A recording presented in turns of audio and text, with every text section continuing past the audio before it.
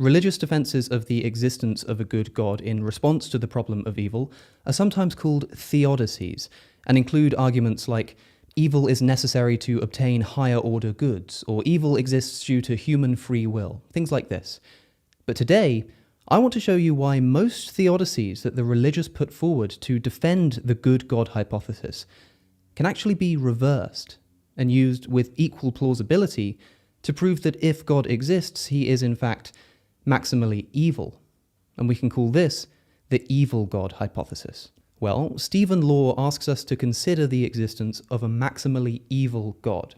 This would, of course, disprove Christianity and religions like it, because the Christian God is a good God. So, Dr. Law asks, how might the Christian respond to the suggestion that God is actually maximally evil? Well, the answer would be what we could call the problem of good. Right? If a maximally evil God exists, why is there so much good in the world? Why isn't there more evil and suffering? And more troublingly, many people around the globe live peaceful, lavish, and wealthy lives, even if not everyone does.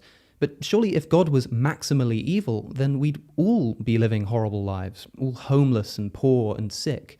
Right? The existence of such lucky people living in luxury seems to suggest that God can't be truly maximally evil, because if he was, they wouldn't exist.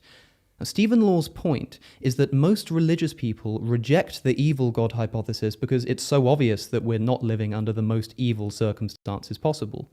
It shows that if you're a religious believer who thinks that these kinds of theodicies work to rationalize the existence of a good God, you should be aware that they work equally well to rationalize the existence of an evil God, as I've just shown.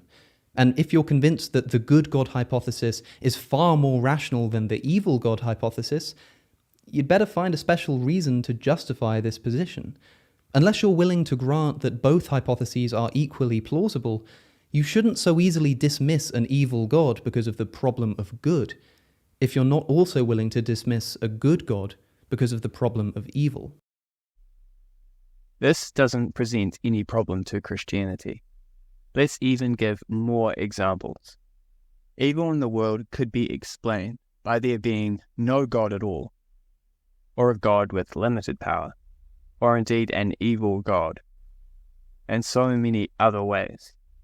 This argument doesn't try to refute that.